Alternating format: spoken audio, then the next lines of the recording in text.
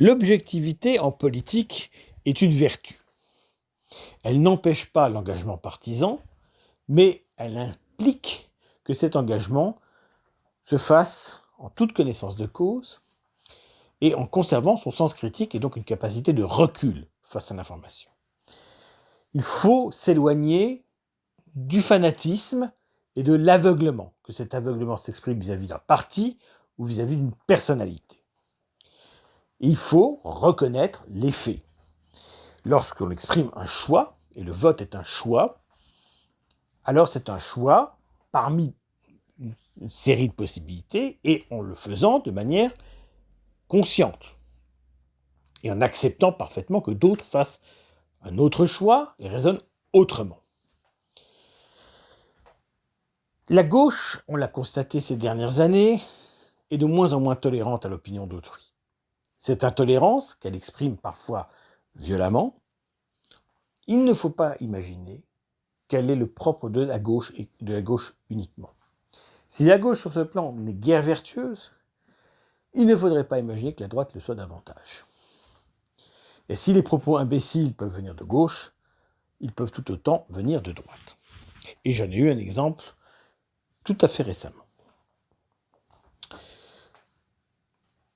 J'ai longuement parlé déjà par le passé du procès des assistants parlementaires du Rassemblement national.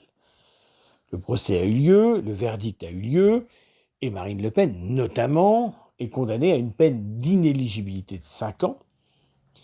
Cette peine étant de caractère exécutoire, c'est-à-dire que l'appel n'est pas suspensif.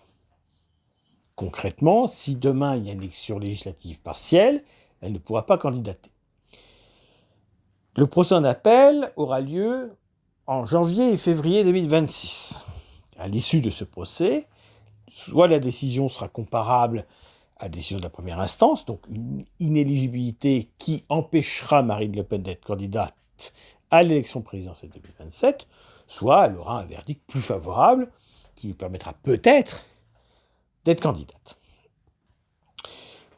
Indépendamment de cela, j'ai exprimé aujourd'hui une conviction, c'est que je souhaite qu'elle soit rendue inéligible, car c'est la seule façon d'empêcher qu'elle soit candidate.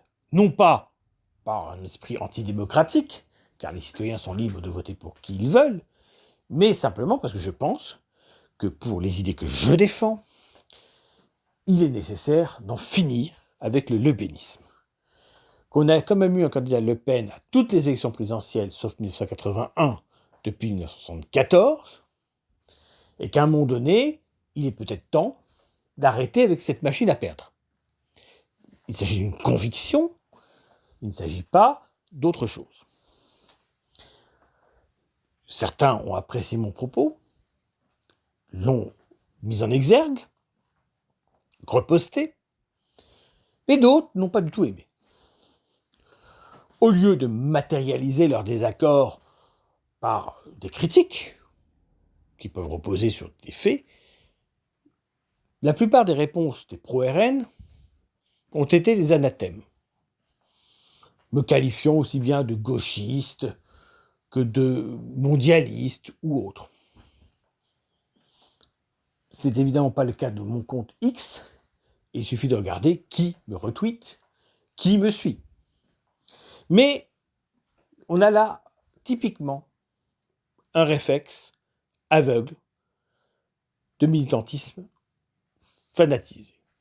Et c'est déplorable. Marine Le Pen a tenu des propos récemment face à Darius Rochemain où elle exprime des idées qui sont tout à fait conformistes et très éloignées de ce que souhaitent ses électeurs. Je n'ai fait que rebondir sur ce contexte. En effet, je pense qu'elle ne serait pas une bonne candidate et que ce qu'elle propose n'est pas une bonne chose. Et qu'en fait, les électeurs qui votent pour elle ne le font pas en connaissance de cause. Ils ne la lisent pas, ils ne l'écoutent pas, mais ils votent pour elle par réflexe. Le système leur a indiqué qu'elle était la candidate anti-immigration, elle reste diabolisée par beaucoup de médias, donc c'est forcément vrai. Non, ce n'est pas le cas. Simplement, il faut l'écouter, il faut la lire. Ce qu'on devrait faire pour tous les candidats avant de voter pour eux. L'aveuglement politique, dans une démocratie, n'est pas quelque chose de souhaitable. Tout fanatisme relève d'une démarche totalitaire. Depuis l'Antiquité, on le sait, le citoyen, donc, c'est l'homme libre. Il ne doit pas s'aliéner, ni à une personnalité, ni à un parti. Il fait des choix, il les exprime librement, en connaissance de cause. Point. Donc si mon opinion ne plaît pas à certains, ils ont bien sûr le droit de l'exprimer. Ils le font dans le respect des adversaires, et pas par une série d'anathèmes absurdes, ou même de menaces ou autres. La droite a raison de critiquer la gauche. Elle aura d'autant plus raison qu'elle se montrera elle-même irréprochable sur ce plan. Et je voulais insister sur cet aspect-là des choses.